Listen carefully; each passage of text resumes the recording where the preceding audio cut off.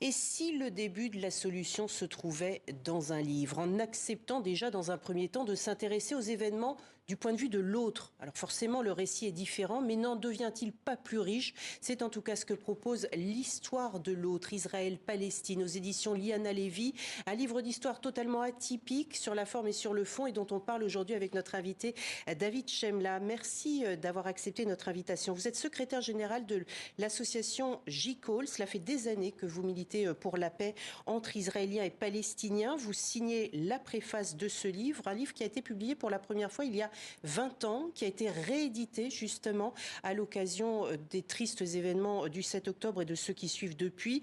Pourquoi était-ce important de republier ce livre? Que nous dit-il? Il dit, comme vous l'avez présenté, la présentation du narratif de l'autre. C'est-à-dire que c'est un conflit où il y a deux légitimités qui s'opposent depuis 75 ans, depuis la création d'Israël et même depuis le début du mouvement sioniste, deux légitimités pour une même terre.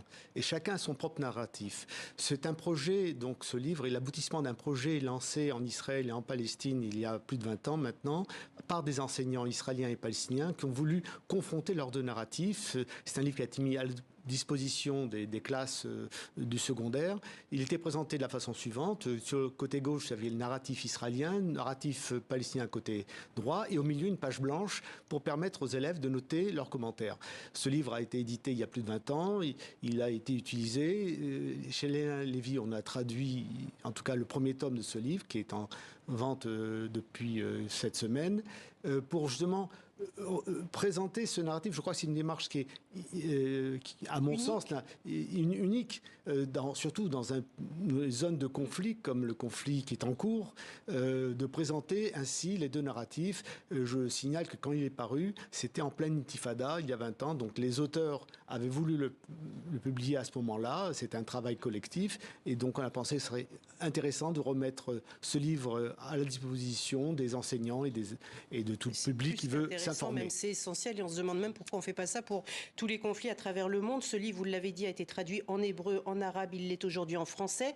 Il est rentré donc dans les salles de classe des écoles en Israël et dans les territoires palestiniens, vous venez de le dire. Mais quel accueil a-t-il reçu justement de la part des enseignants, de la part des élèves? C'est-à-dire qu'aujourd'hui, un enfant israélien ou palestinien a ce livre dans les mains? Non. Il y a 20 ans, c'était un ouvrage qui a été mis à leur disposition, mais c'était les enseignants qui décidaient de l'utiliser. Ce n'était pas le livre officiel de l'enseignement national.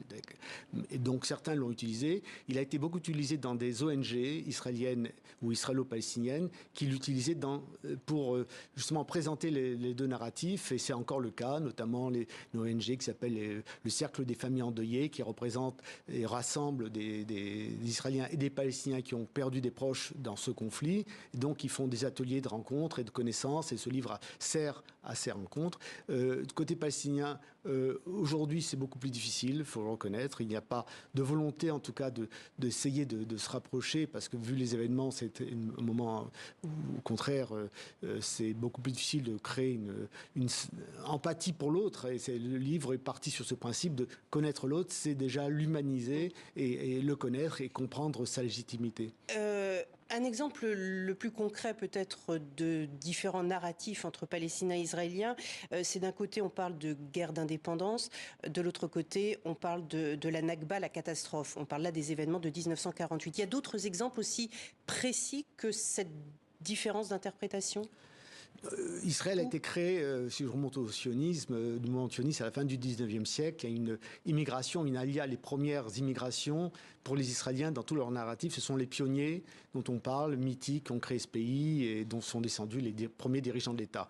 Pour les Palestiniens, dans leur narratif, c'était les envahisseurs. Vous voyez, déjà on part dès le départ par cette confrontation. Maintenant, Israël s'est construit avant 1948, pendant une immigration et également en parallèle, il y a une immigration arabe qui est venue s'installer sur ce territoire parce qu'il se développait.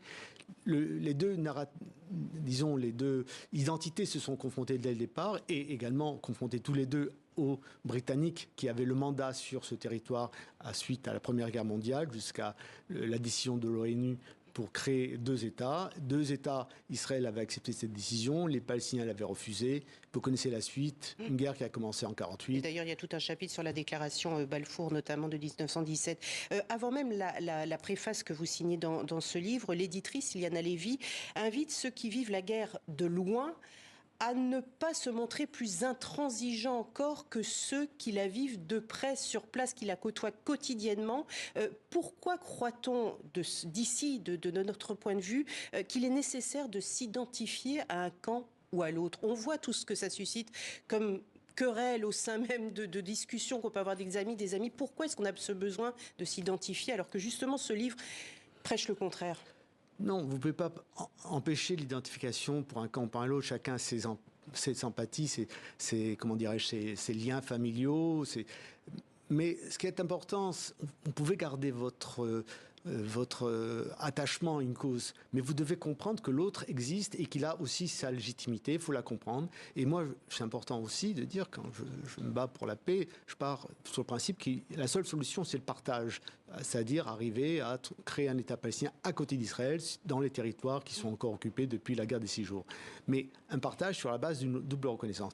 Aujourd'hui, du côté palestinien, le Hamas, qui a été à l'initiative de cette guerre à partir de 7 octobre, et des massacres qui ont été accomplis, n'est pas pour cette position-là. Donc il faut trouver les partenaires pour pouvoir la mettre en place. Et du côté des Israéliens, mettre un gouvernement qui choisirait également de s'engager pour la paix. Merci beaucoup, David Chemla. Et ce livre est à conseiller, la lecture de ce livre, Histoire de l'Aude, Israël-Palestine, aux éditions Iliana Lévy.